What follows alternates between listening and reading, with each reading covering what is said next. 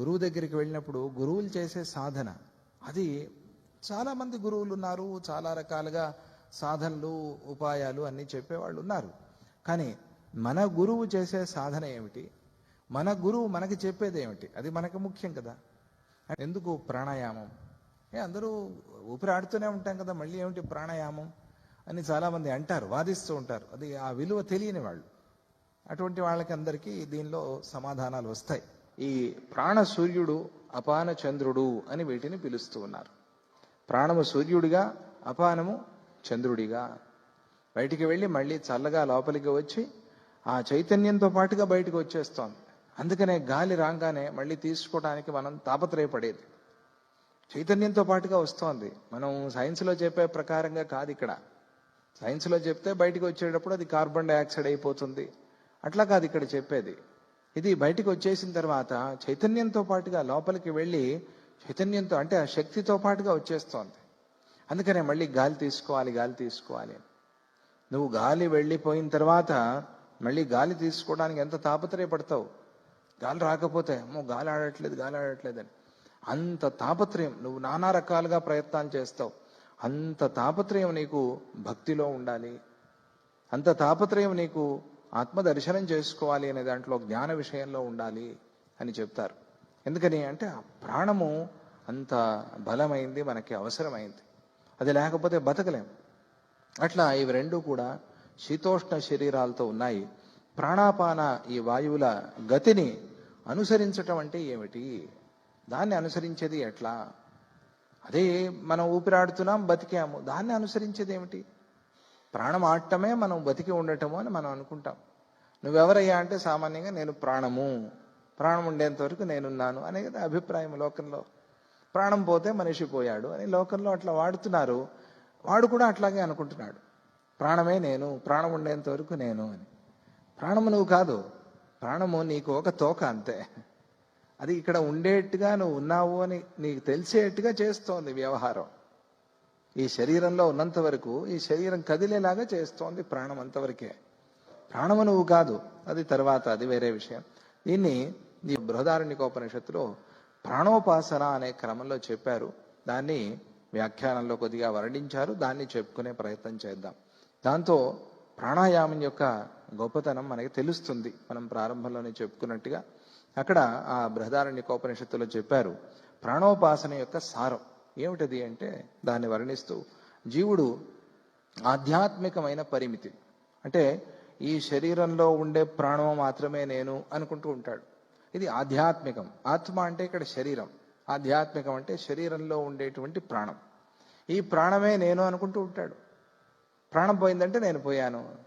చూసేవాళ్ళు కూడా ప్రాణం పోయిందంటే పోయారండి అని. ఎక్కడికి పోయారు, ఎక్కడికి వచ్చారు? ప్రాణం పోలా, శరీరం పోయింది. మనం నిన్న చెప్పుకున్నామే, శరీరం విడిచిపెట్టిపోయింది. శరీరానికి కృతజ్ఞత లేదు కదా, శరీరం విడిచిపెట్టిపోయింది. వాడు అక్కడే ఉన్నాడు. కానీ మనం రివర్స్లో మాట్లాడుకుంటున్నాం, ఎందుకంటే మనకి శరీరం కనిపిస్తోంది కాబట్టి. వాడు అసలు వెళ్ళిన వాడు ఏమనుకుంటాడు, అరే నన్ను శరీరం విడిచిపెట్టేసింది అనుకుంటాడు, పోయినవాడు, అంతే కదా. కానీ చూసేవాళ్ళు అయ్యో శరీరం నుంచి పోయాడండి, రివర్స్లో ఉంది. అంటే పోయిన వాడి అనుభవం వేరేగా ఉంది, ఆ పోయిన వాడిని చూస్తూ ఉండేవాడి అనుభవం వేరేగా ఉంది, అంతే కదా. ఎంత విచిత్రం ఇది. పోయినవాడు అయ్యో శరీరం నన్ను విడిచిపెట్టేసింది, ఇంకా కొన్ని రోజులు నాతో ఉంటే బాగుండేది అని వాడు అనుకుంటున్నాడు. చూసేవాడు అయ్యో శరీరం నుంచి వెళ్ళిపోయాడండి, ఎందుకంటే మనకి శరీరం కనిపిస్తోంది, పోయినవాడు కనిపించట్లా, ప్రాణము కనిపించట్లా, జీవాత్మ కనిపించట్లా. కాబట్టి ఏమంటున్నాం, అది శరీరం నుంచి పోయాడండి అంటున్నాం. ఇది విచిత్రం కదా. వ్యవహారం చూడండి ఎట్లా ఉంది.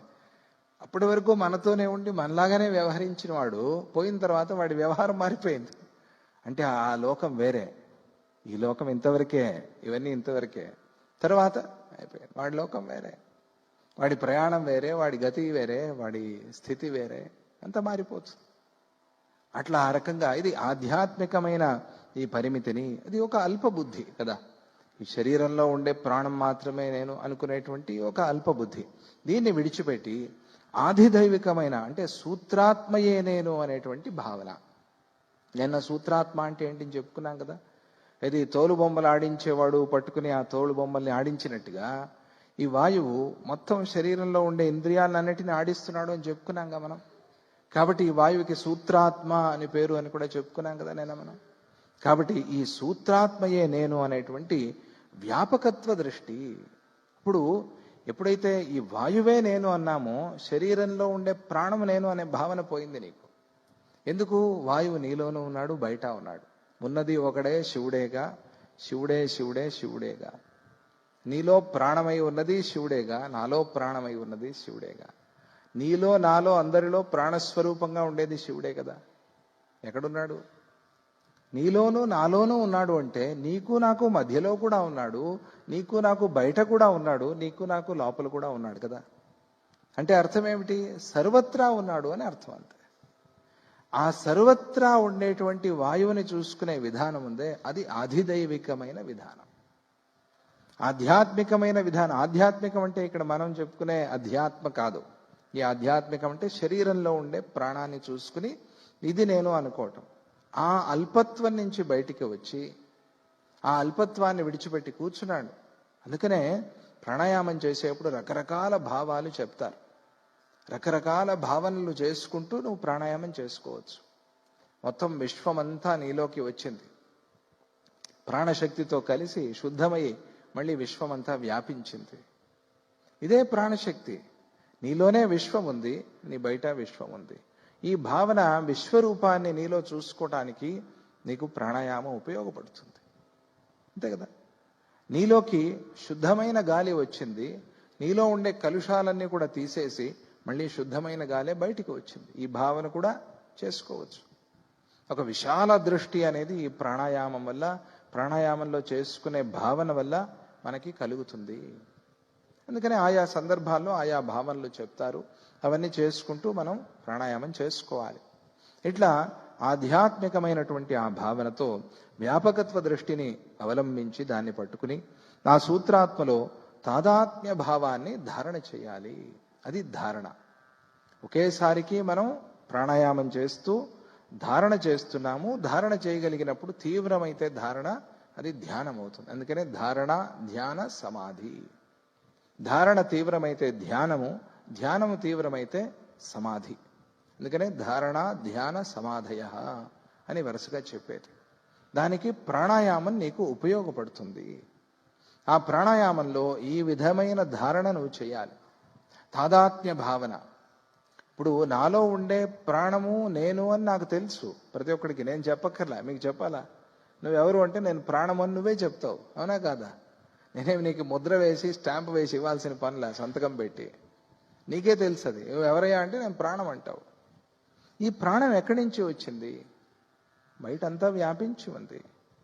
ఈ భావన చేసినప్పుడు సర్వత్రా వ్యాపించి ఉన్న ఆ వాయువు, సూత్రాత్మ అయిన ఆ ప్రాణశక్తి, ఆ ప్రాణవాయువే నేను అనేది నీకు తెలుస్తుంది. దానిలో కొంత భాగము నేను అనుకున్నావు, దాన్ని సర్వత్రా వ్యాపించి ఉండేటువంటి వాయువు నేను అనే భావన చేయటమే ప్రాణాయామం.